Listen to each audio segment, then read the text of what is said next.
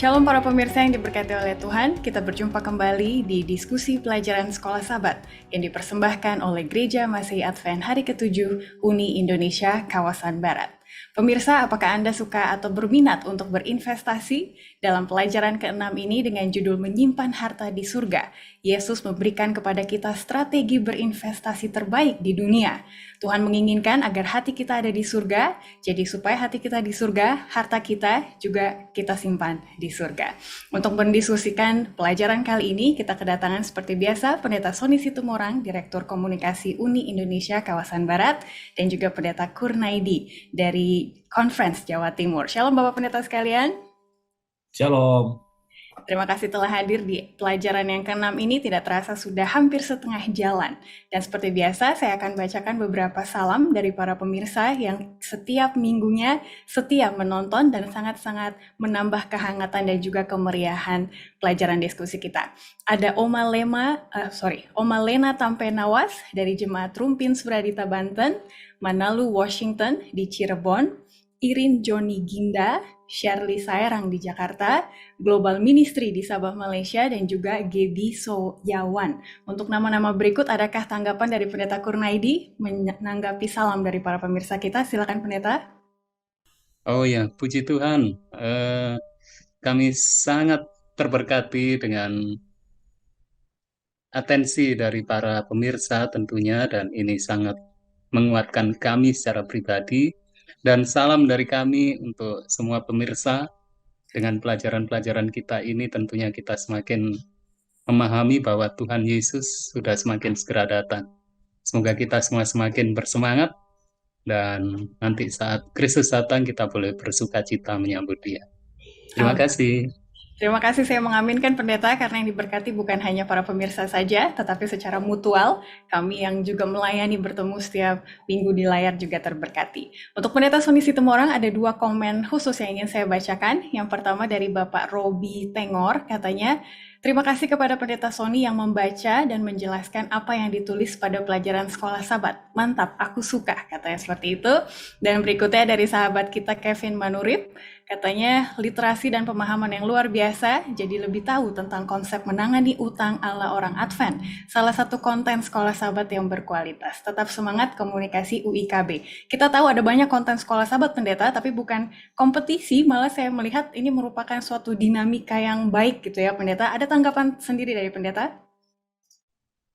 Memang benar, digital evangelism merupakan satu metode yang paling efektif sekarang.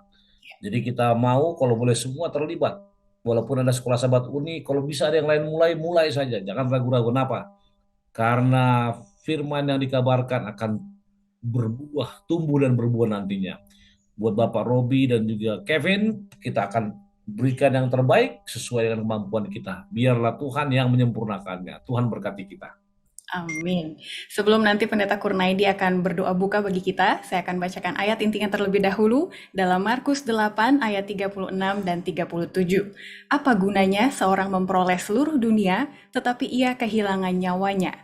Karena apakah yang dapat diberikannya sebagai ganti nyawanya? Silakan Pendeta Kur. Mari kita bersatu dalam doa. Tuhan Allah Bapa kami yang bersemayam dalam tahta kasih kerajaan surga, pada saat ini Tuhan kami sungguh bersyukur. Tuhan memberikan kesempatan pada kami untuk boleh lebih memahami kehendak Tuhan.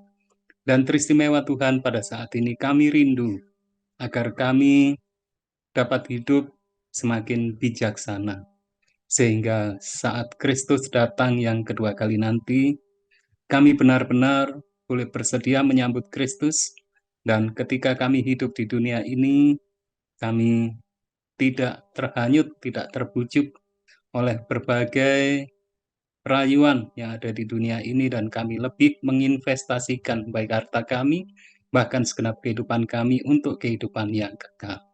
Semuanya kami persembahkan di dalam nama Tuhan kami Yesus Kristus, penebus dan juru selamat kami.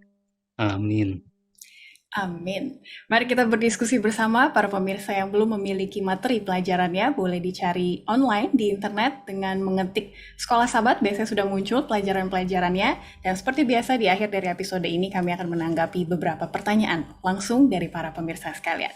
Topik hari Minggu berjudul Nuh Menemukan Kasih Karunia. Kita akan melihat beberapa investor yang ada di Alkitab, yang baik kita akan contohi teladannya dan juga yang buruk kita akan belajar dari kesalahannya. Yang pertama adalah mengenai Nuh. Katanya untuk menjadi investor di surga kita harus berani membuat sebuah perubahan yang radikal, perubahan yang besar. Dalam hal apa Pendeta Kurnaidi, dan juga boleh kita belajar dari Nuh prinsip-prinsip menyimpan harta di surga. Silakan Pendeta. Ya, salam sekali lagi semuanya.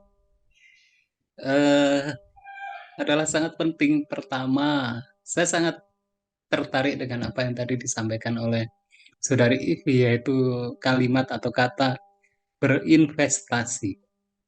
Berinvestasi.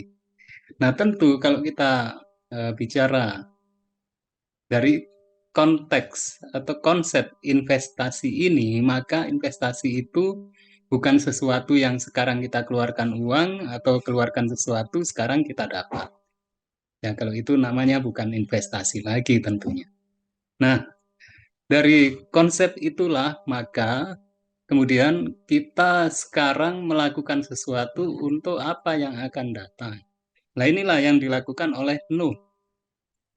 Kalau Nuh pada waktu itu dia berpikir untuk hal yang sekarang, mungkin Nuh akan melakukan hal yang lain. Kita bisa bayangkan berapa tahun Nuh melakukan untuk membangun bahtera itu. Dan tentu jangankan bertahun-tahun ya, sehari aja mungkin seminggu atau sebulan, itu ada tantangan, ada godaan. Ya, inilah yang tentu umat Tuhan harus pahami, dan inilah yang dinamakan dengan komitmen.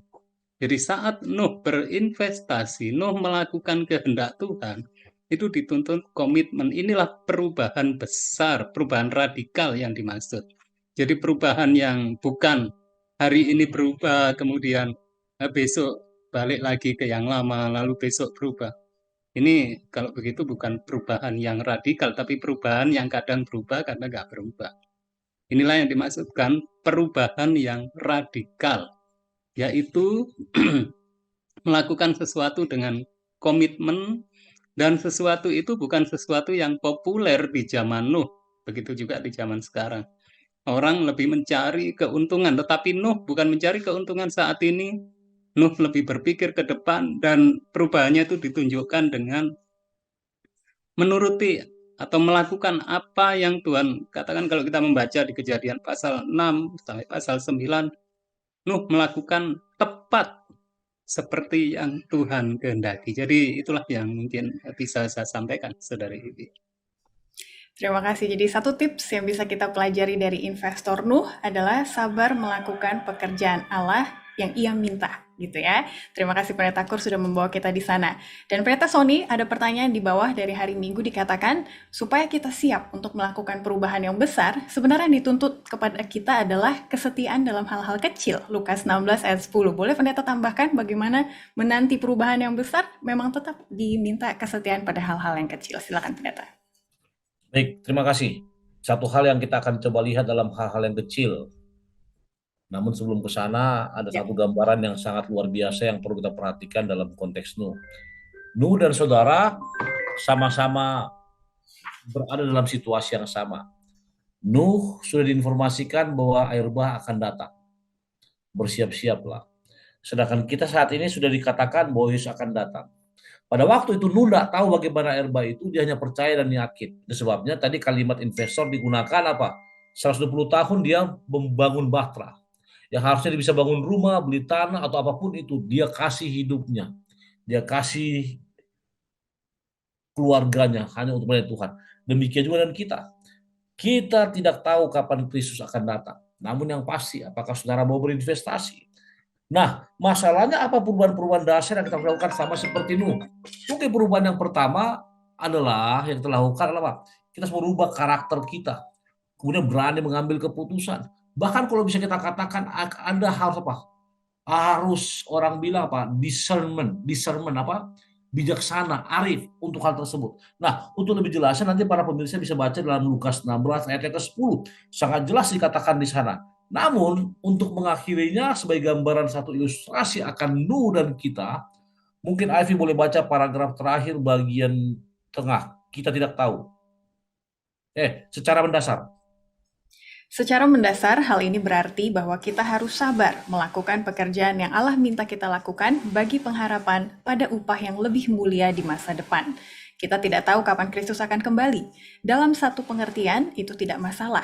Yang menjadi masalah adalah sama seperti Nuh. Kita melakukan apa yang Allah minta dari kita, bahkan meskipun itu berarti mengadakan perubahan-perubahan hidup yang radikal.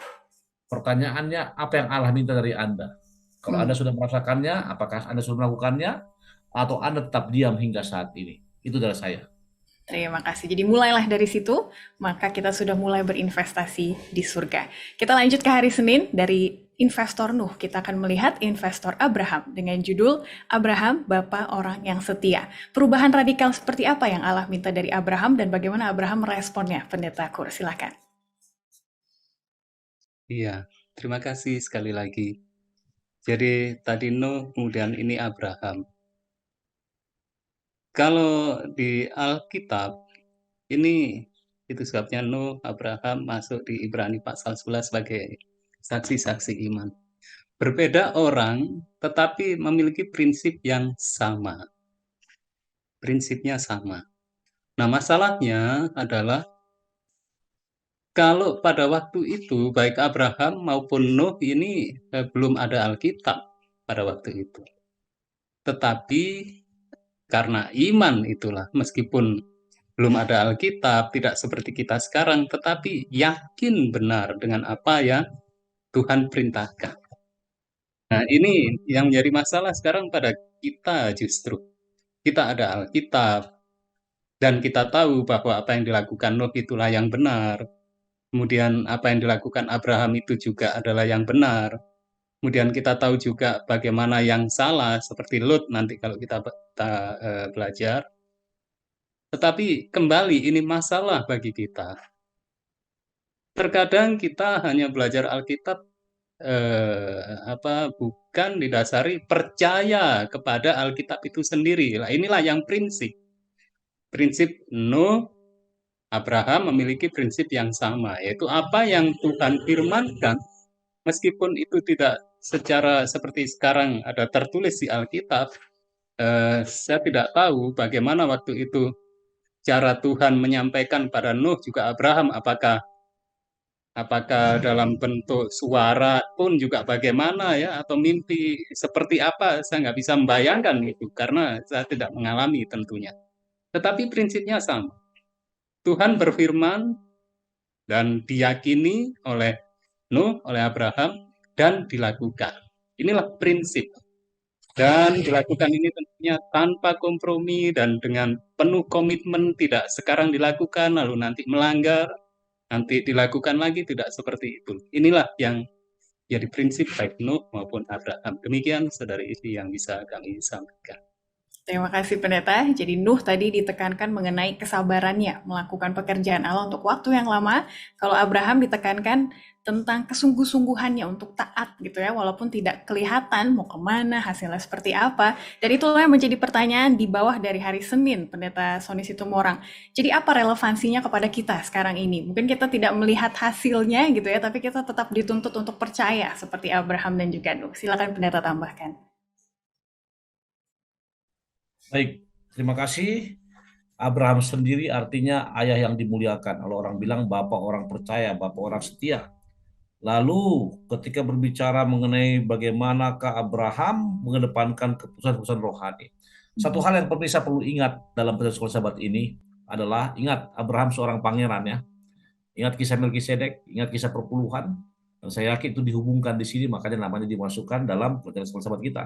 Dan dia dikenal baik oleh semua orang. Namun apa keputusan-keputusan rohani yang dia ambil sehubungan dengan konteks ini? Satu hal yang paling pertama adalah ketika dia mau meninggalkan tanah di mana dia memiliki segalanya di sana. Ketika Tuhan suruh, dia berangkat. Bahkan satu hal yang istimewa dikatakan ya Pak, ia berangkat dengan tidak mengetahui tempat yang ia tuju. Paragraf kedua, bagian 4. Lalu dikatakan lagi, penurunan Abraham yang dilaksanakan tanpa bertanya adalah satu bukti yang menonjol mengenai iman atau pisteo, pistis, numa dalam bahasa Ibrani juga. Intinya apa? Hal-hal tersebut yang harus kita ambil dalam keputusan saat ini. Itu sebabnya, ingat, kita harus ingat bahwa saya, saudara, dan Abraham punya hal yang sama. Percaya sama dia. Hanya masalahnya kembali lagi, kita punya effort, kita punya confidence, kita punya iman, apa yang harus kita lakukan. Saya tidak akan panjang-panjang, mungkin Afi bisa baca paragraf 1, 2, 3, 4 bagian B. Secara. Oke. Secara itu jugalah Abraham percaya kepada Allah, maka Allah memperhitungkan hal itu kepadanya sebagai kebenaran. Jadi kamu lihat bahwa mereka yang hidup dari iman, mereka itulah anak-anak Abraham. Galatia 3 ayat 6 dan 7. Dan jikalau kamu adalah milik Kristus, maka kamu juga adalah keturunan Abraham dan berhak menerima janji Allah. Galatia 3 ayat 29. Ingat, pertanyaan, kalau kamu milik Kristus, maka sama seperti Abraham, kita pun akan dapatnya hal yang sama. Hanya satu saja masalah, terus terang. Karena perjalanan sekolah sahabat ini berbicara mengenai menyimpan harta di sorga.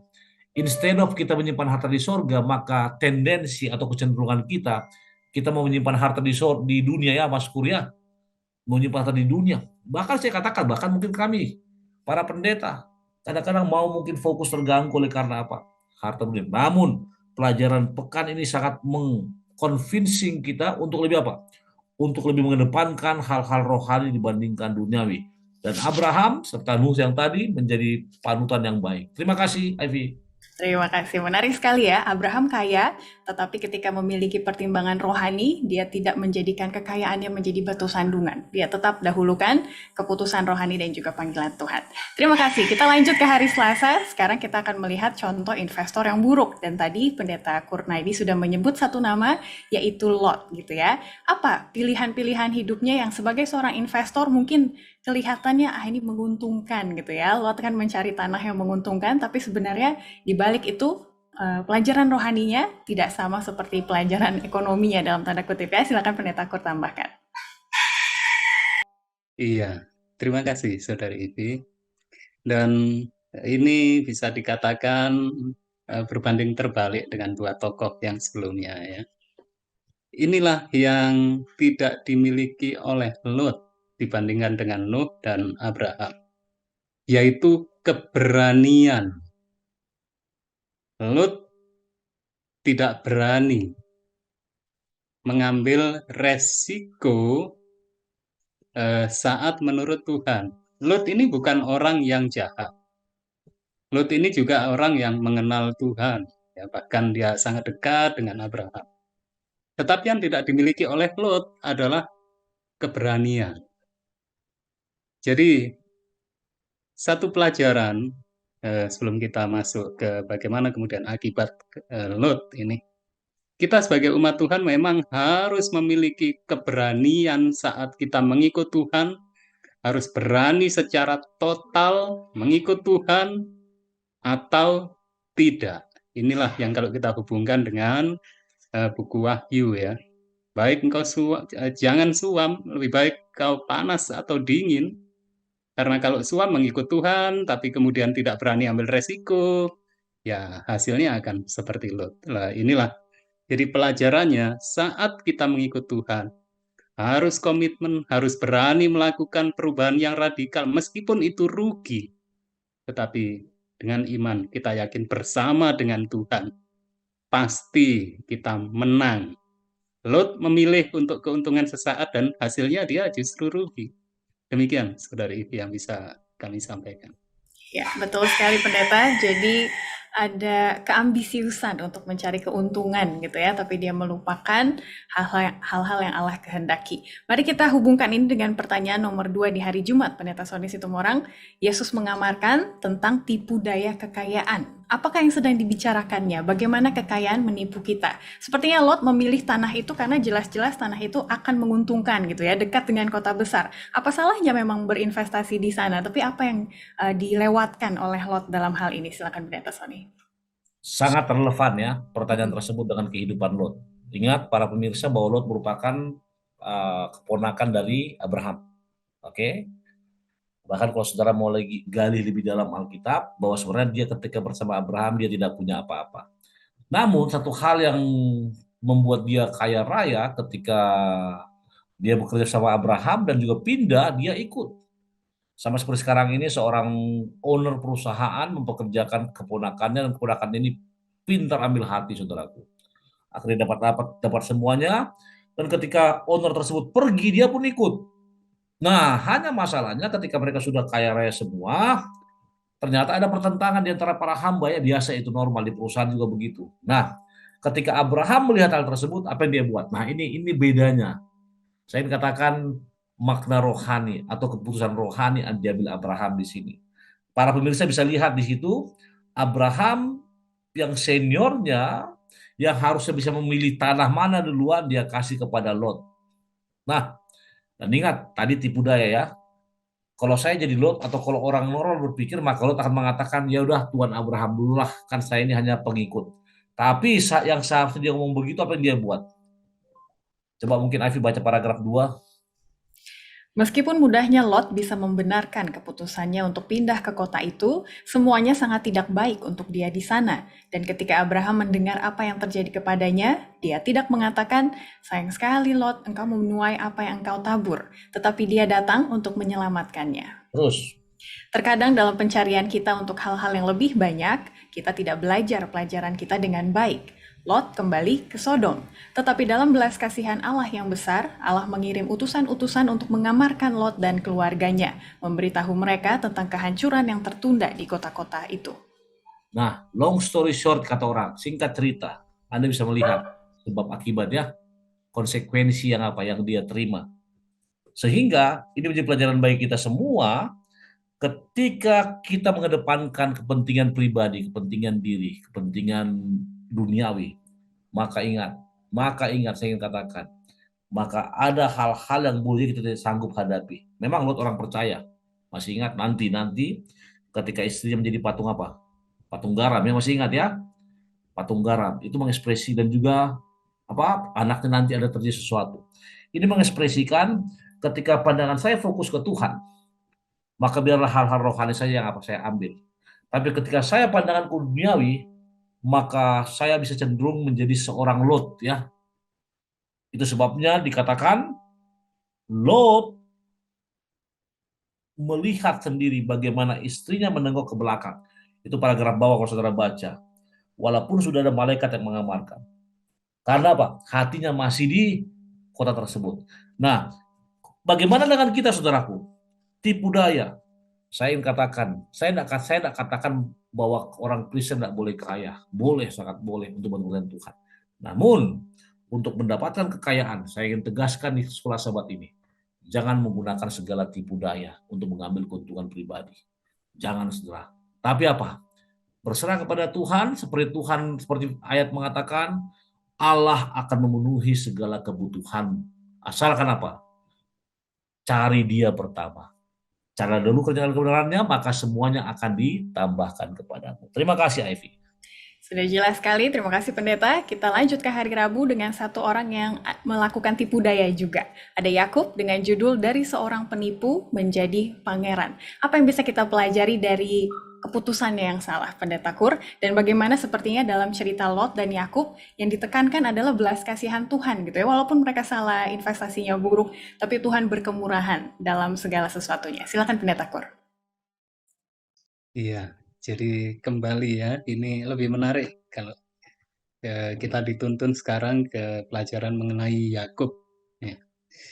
Yakub ini ya kita tahu semua ceritanya karena sudah pernah kita bahas di pelajaran yang lalu. Apa yang salah dari Yakub? Kembali dia lebih memikirkan atau mencari keuntungan yang instan yang pada waktu itu.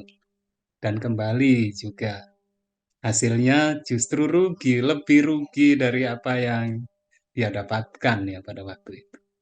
Dan yang menjadi kabar baik, orang yang salah tetap Tuhan kasih dan Roh Kudus tetap berkarya, itulah yang menjadikan kemudian Yakub yang tadinya menyimpang bisa dikatakan, maka dengan pertolongan Roh Kudus ini penekanannya bukan sifat asli dari Yakub ya, tetapi pertolongan Roh Kudus sehingga dari seorang penipu yang Yakub, seorang penipu dirubah karena dia mau dirubah oleh Roh Kudus, tolong akhirnya dia menjadi seorang pangeran. Jadi kalau kita mungkin pernah atau kemarin-kemarin kita kurang benar ya, itu kita tetap datang pada Tuhan, kita yakin Tuhan pasti mau menolong kita untuk menjadikan lebih baik. Terima kasih. Demikian, saudara. Terima kasih. Kita lanjutkan ke pertanyaan di bawah juga Pendeta Soni Situmorang. Meskipun kita memiliki kesalahan, Allah tetap dapat memberkati kita. Jadi sepertinya susah mau ada efek jera gitu ya, karena Allah terus memberkati walaupun kita melakukan kesalahan. Jadi bagaimana menghindar melakukan yang salah? Silakan Pendeta. Baik, terima kasih. Nah, meskipun kita melakukan kesalahan, namun kita masih bisa bertobat. Untuk memulainya, Ivy baca paragraf kedua, Ivy.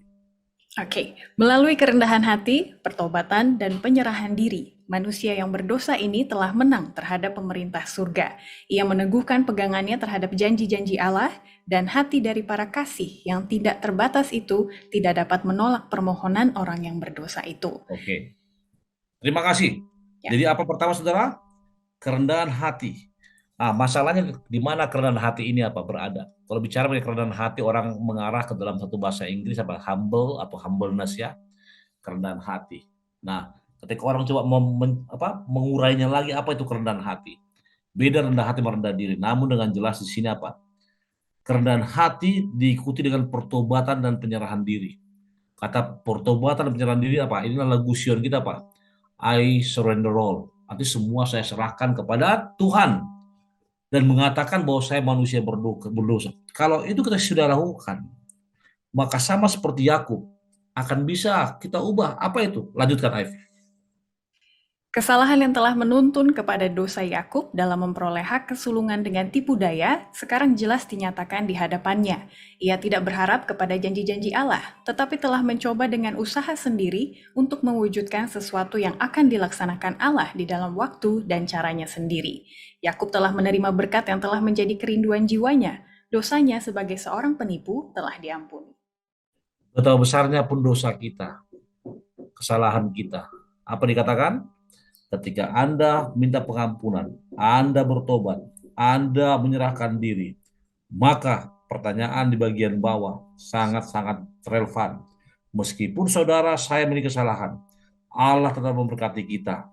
Akan tetapi, jauh lebih baik menghindari kesalahan dan pilihan tersebut ada di tangan Anda. Para pemirsa, kita memilih karena Anda sudah tahu mana yang baik dan mana yang benar. Dan mari, kalau saya kayaklah Yakub, saudara Yakub, ada kesempatan untuk bertobat dan nama Tuhan dimuliakan. Terima kasih. Amin. Lanjut ke hari Kamis, sebelum kita kesimpulan, Pak investor yang terakhir adalah Musa. Dan Musa sendiri bukan hanya menyimpan harta di surga, tapi sudah duluan ke surga ya Pendeta Kur, untuk hasil dari kesetiaannya. Jadi apa yang mau kita pelajari dari dia? Karena untuk menjadi investor surga, Musa harus melepaskan segalanya yang ada di dunia. Nah, apa saja yang dia tinggalkan itu, Pendeta? Silakan. Iya, ini lebih menarik ya, Saudari Ibia, tentang Musa. Kalau kita lihat, seandainya, tapi ini if I were ya, yang tidak mungkin terjadi. Seandainya Musa waktu itu kemudian lebih memilih untuk menuruti dirinya sendiri, ini lebih kami arahkan ke akhir hidup Musa. Maka bisa saja Musa kemudian saat Tuhan menyatakan, Musa kamu tidak bisa masuk ke tanah perjanjian. Ini coba bayangkan, kita yang sudah susah payah, orang lain kita ajak, kita bimbing, tapi dilalah kalau orang Jawa bilang ya. Kita sendiri tidak masuk ke situ, padahal hanya karena satu kesalahan. Bisa saja Musa kemudian protes. Tuhan, ini saya sekian banyak hal yang baik. Saya hanya salah sedikit kok. Tuhan tidak adil kalau misalnya Musa lebih menuruti dirinya. Tapi sekali lagi, prinsip yang menjadi prinsip. Musa yakin bahwa apapun yang Tuhan nyatakan, itu harus dituruti. Meskipun pada saat itu bisa dikatakan kalau rugi-rugi banget Musa. Tidak bisa masuk. Tetapi sekali lagi prinsip, apa yang Tuhan nyatakan, apakah itu merugikan ya dipandang begitu ya pada dirinya atau tidak. Tetap dia menurut kepada Tuhan. Dia lakukan. Tuhan katakan, Musa, kamu tidak bisa masuk.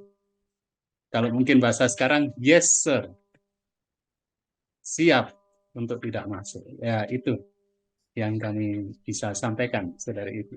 Ya, menarik sekali ya Pendeta, makanya pertanyaan nomor 3 di hari Jumat kita diajak untuk menaruh diri kita sebagai Musa gitu. Kira-kira ruginya apa aja? Karena rugi besar tadi yang sebenarnya Pendeta katakan tadi ya, tapi di mata Tuhan ada sesuatu yang lebih yang Tuhan bisa berikan atas pengorbanan Musa selama ini. Dan kita akan menjawab pertanyaan nomor 1 di hari Jumat Pendeta Sony Situmorang. Kita diajak ketika kita melihat para contoh-contoh investor ini, mengapa selalu penting tetap menjaga sesuatu dalam sudut pandang yang besar? Sebenarnya kita mau diingatkan apa sih tentang masalah menyimpan harta di surga ini? Silakan Pendeta Sony.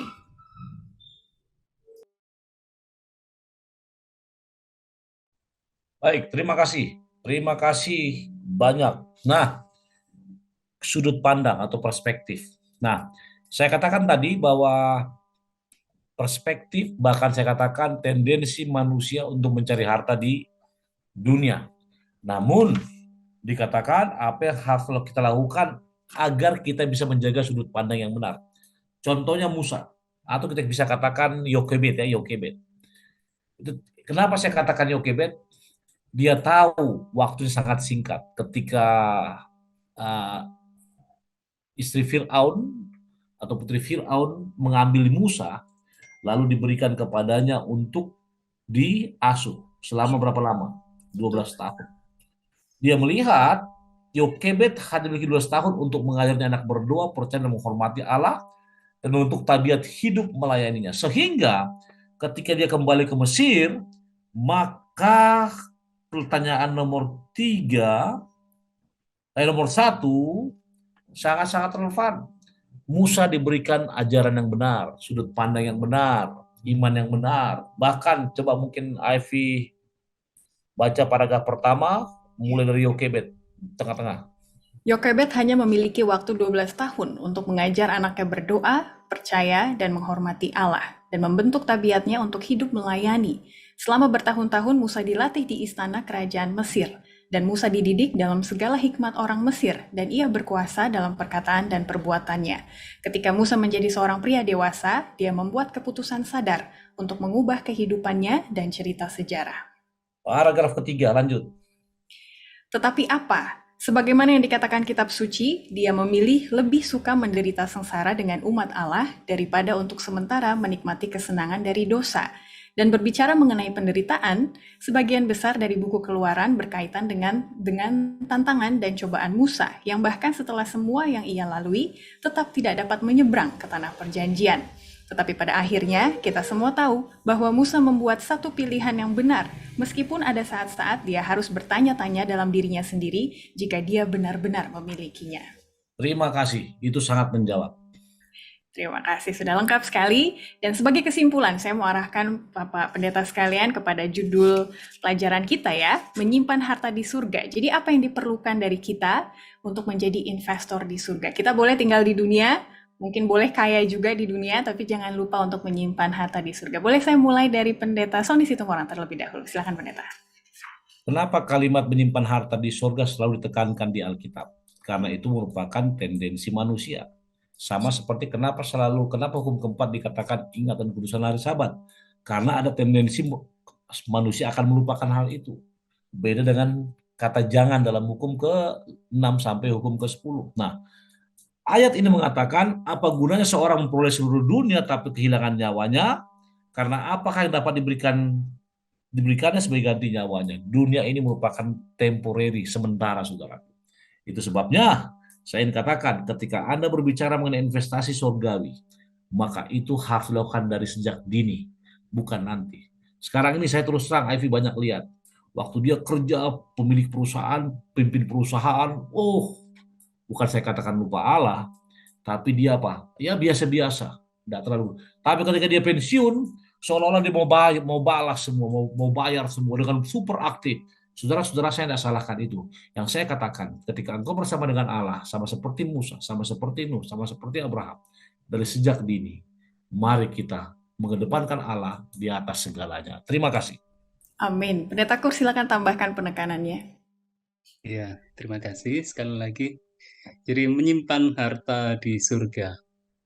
Yang pertama yaitu eh, kita jangan kemudian tergoda dengan sesuatu yang kelihatan atau yang langsung ya.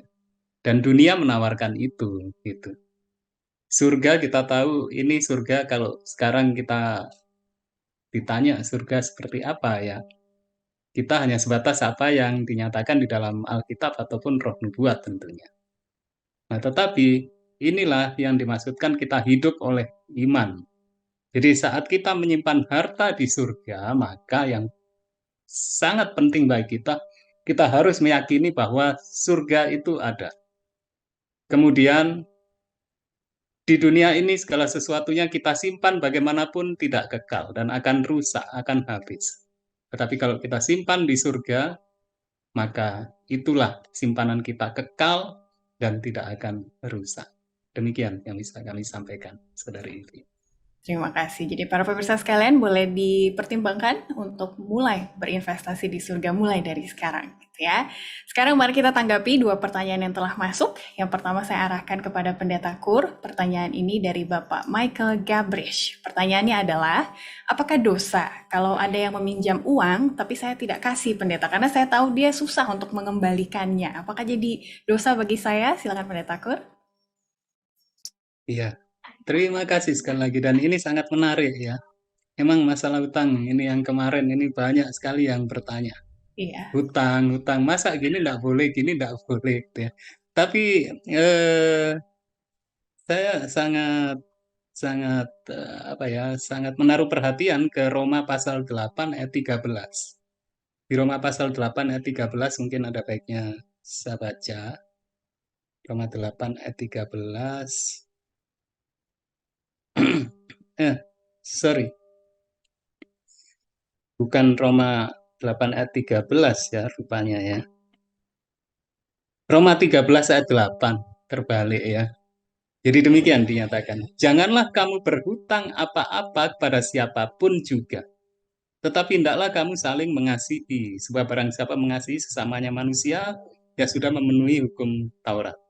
Nah, pertanyaannya tadi bagaimana kalau ada yang berhutang kita nggak ngasih? Justru kalau kalau menurut ayat ini jangan kita berhutang, kamu berhutang apa-apa kepada siapapun. Justru kalau kemudian kita menjadikan seorang berhutang, dengan kata lain, maka kita tidak kasihan pada orang itu karena melakukan dosa tidak sesuai dengan yang Roma 13 ayat 8 ini. Dan sebagai kelanjutannya ayat ini tidak berhenti di situ. Tapi hendaklah kamu saling mengasihi. Kalau ada seorang yang berhutang, jangan kemudian kita, ayo tambah lagi hutangnya. Jangan malah seperti itu. Tapi jangan, berhutang itu tidak baik. Ini kalau yang bisa kita lakukan ya bagaimana kasih kita pada orang yang berhutang itu untuk, kalau kita mempunyai rasa kasihan untuk menolong ya apa yang bisa kita lakukan untuk menolong orang yang berhutang itu. Demikian, Saudari Ivi. Terima kasih Pendeta dan juga Bapak Michael yang telah menanyakannya. Pertanyaan terakhir kepada Pendeta Sony Situmorang datang dari akun Manalu, Washington. Apakah kita semua telah berutang nyawa kepada Yesus atas kematiannya di kayu salib? Nah, besar mana? Hutang kita kepada Yesus sebagai penebus atau hutang orang yang jumlahnya puluhan juta gitu. Silakan Pendeta Sony tambahkan. Baik, terima kasih, Ivy. Ini pertanyaan ini sedikit apa ini ya? Sedikit sama seperti pertanyaan yang pernah di Alkitab, Iya. yang ahli Taurat tanya kepada Yesus, mana yang kita bayar, Kaisar atau kepada Tuhan. Nah, sama ini. Ini mirip lah. Saya akan menjawab pertama, besar mana hutang kita sebagai Yesus sebagai penebus daripada hutang kita yang perlu kepada manusia. Oke, terminologi hutang di sini saya katakan implementasinya berbeda. Yang pertama, Memang di buku Kolose dengan jelas dikatakan, Kolose 2:6, kematian Kristus membayar hutang dosa. Oke? Hutang dosa yang pengertiannya bahwa eh, karena upah dosa adalah maut, maka kita akan menerima konsekuensinya. Namun percaya Kristus membayarnya, yang lebih dijelaskan dalam Yohanes 3:16. Bukan karena saya mempunyai kewajiban, tapi karena apa? Karena saya mempunyai kasih. Karena begitu besar kasih Allah, ya kan, akan manusia, sehingga dikaruniai anak yang tunggal. Lalu hutang kepada manusia ini yang puluhan juta ini, apakah lebih penting itu daripada nyawa? Nah, saya akan pilih-pilih gini. Kalau saya punya hutang, saya akan berusaha membayar. Saya tidak akan bandingkan hutang saya kepada orang lain dengan hutang dosa. Nah, karena Yesus punya pelayanan sendiri dan tidak bisa banding-bandingkan dengan kita. Kalau berbicara besar mana hutang itu, maka saya tidak akan jawab besar mana. Namun yang pasti adalah ketika saya memiliki hutang kepada orang lain, maka saya sedapat-dapatnya harus berusaha untuk membayarnya. Kenapa? Karena itu merupakan implementasi atau aplikasi bahwa saya pengikut Kristus yang benar. Berusaha untuk membayar bagaimanapun itu caranya. Namun hutang dosa itu hanya Allah yang bisa melakukannya, bukan saya, melalui Putra Tunggalnya Yesus Kristus. Terima kasih, Ivy. Terima kasih sekali. Nah, para pemirsa, kami akan tunggu kembali pertanyaan-pertanyaan dan juga interaksi di kolom komen. Jadi silahkan ramaikan. Saya senang sekali kalau melihat saling menjawab gitu ya, saling melengkapi, saling menguatkan satu sama lain. Untuk mengakhiri episode kali ini, saya kembali minta Pendeta Sony Situmorang untuk mendoakan para pemirsa sekalian, terutama ada akun Bapak Arifin yang juga memiliki utang sekarang ini supaya memiliki damai dan juga kesejahteraan. Silakan Pendeta. Kita berdoa. Bapak Semawi, terima kasih Tuhan perjalanan sekolah sahabat yang indah, memberkati hambamu, Pastor Kurnedi, Ivy dan juga Daniel di belakang layar, demikian juga para pemirsa dan pribadi-pribadi yang bertanya di kolom komen Tuhan. Bapak, kami percaya Roh Kudus Tuhan akan menyempurnakan keterangan kami ini dalam hati kami masing-masing, sehingga pemahaman yang sempurna akan boleh kami lihat dengan mata iman kami dan nama Tuhan dimuliakan. Demikian juga semua yang mempunyai permohonan pribadi, biarlah Engkau akan jawab, Engkau akan berikan solusinya. Dengan demikian nama Tuhan dimuliakan. Terima kasih Bapak atas doa yang kami percaya Engkau akan dengar. Terpuji nama Tuhan, dalam Yesus kami berdoa. Amin. Amin. Puji Tuhan Pendeta Kurnaidi dan juga Pendeta Sony untuk pelayanannya pada episode kali ini. Dan pemirsa, minggu depan kita akan melihat bagaimana orang-orang kaya, ini orang-orang kaya yang ada di Alkitab ya, malah mereka lebih senang dipanggil saya yang paling hina ini. Kok bisa ya kaya tapi merendah seperti itu? Kita akan sama-sama bertemu lagi di episode mendatang. Tuhan memberkati kita semua.